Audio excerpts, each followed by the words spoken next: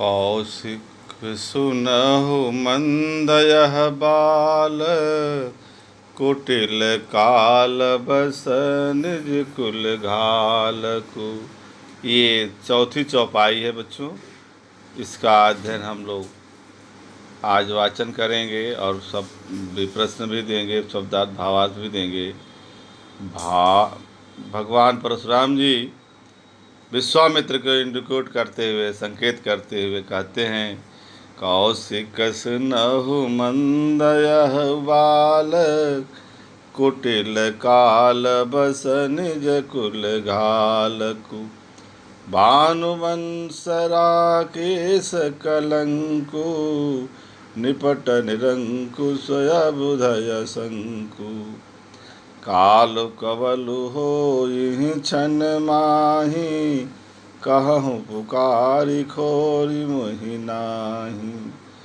तुम हठ कहु जो चाहूँ बारा, कहि प्रताप बल रोष हमारा। लखन कहे मुनि सुजस तुम्हारा, तुम ही अछत को बरनय पारा। अपने मुँह तुम आपन करनी, बारयने की भांति बहुबरनी। नहीं संतोषत पुनि कछु कहूँ, जन ऋष रोक दुसह दुख सहूँ। वीरव्रती तुम धीरज क्षोभा, गारी दे तन पावहु शोभा। आप दोहे में कहते हैं, लक्ष्मण जी सूर समर करनी करहि, कहीं न जना वहीं आप।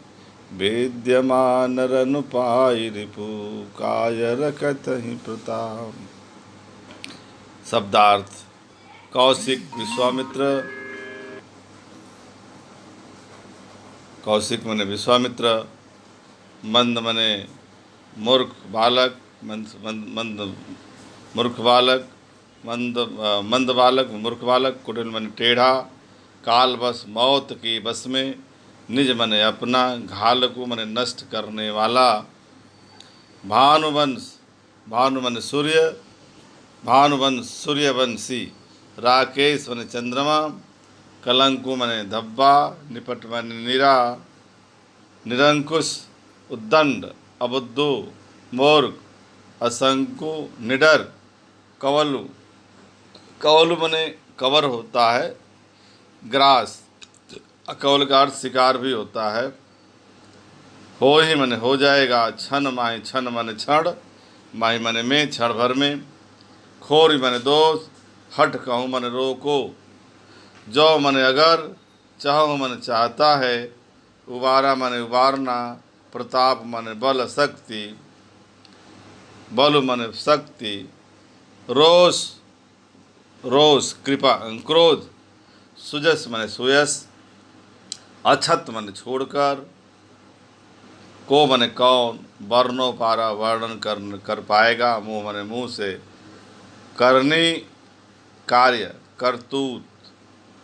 पूर्व मने फिर से, जनि मत, जनि मने मत, ऋष मने क्रोध, दूसरा मने असहनीय। वीरवर्ती वीरता के मार्ग पर चलने वाला। अक्षोभा अक्रोधी, जनावय मने परिचित कराता। आप मने स्वयं, विद्यमान सामने प्रकट, रिप मने शत्रु, कथय मने कहते हैं। ये आपका शब्दार्थ हुआ। अब चलते हैं भावार्थ की तरफ।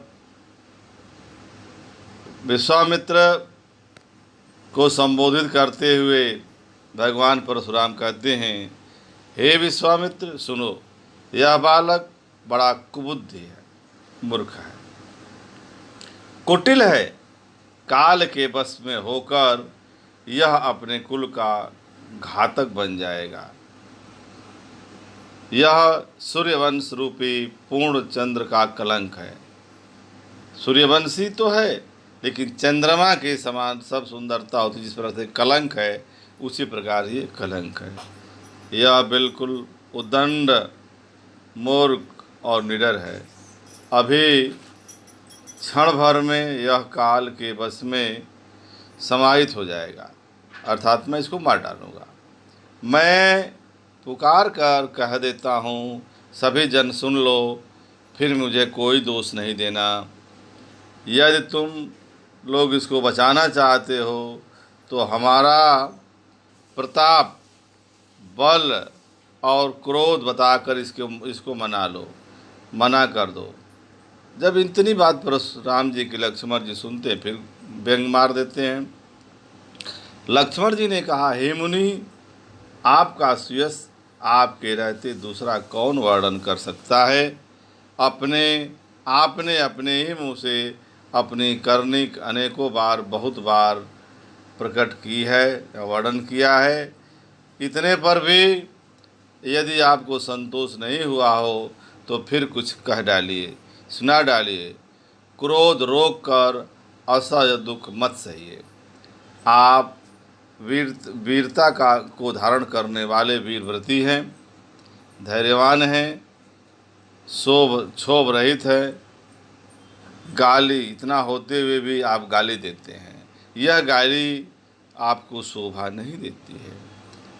फिर दोहे वाले अर्थ को कहते हैं सूरवीर, तो युद्ध में सूरवीरता का प्रदर्शन करते हैं, अर्थात रण में अपने कौशल को दिखाते हैं।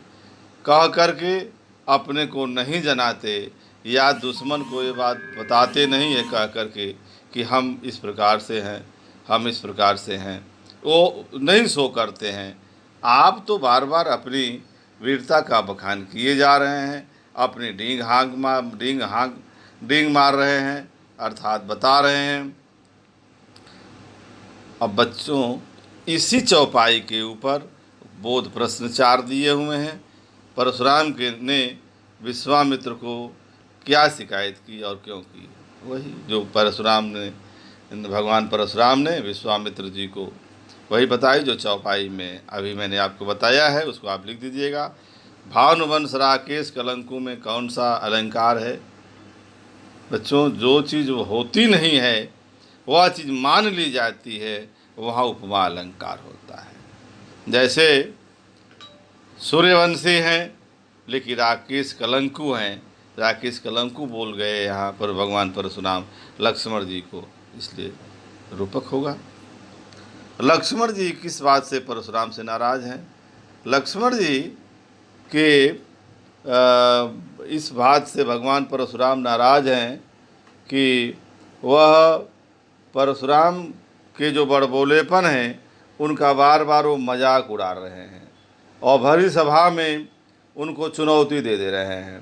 भगवान परशुराम के ऊपर बार बार व्यंग मार रहे हैं, कठोर शब्दों से व्यंग मार रहे हैं।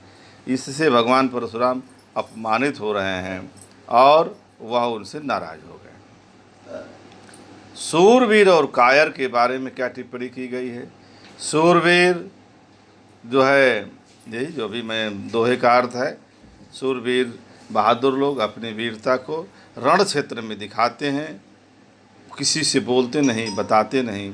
और कायर लोग अपने मुंह से ही अपने वीरता का बखान करते हैं। बच्चों, यही अंतर है। अब इसको आप लोग जितने कुछ हैं इन चारों पार्ट्स को आप लोग कॉपी में लिखेंगे और याद करेंगे। अब भी कोई दिक्कत होती है तो आप मैसेज करिए, मैं उसका जवाब दूंगा। धन्यवाद।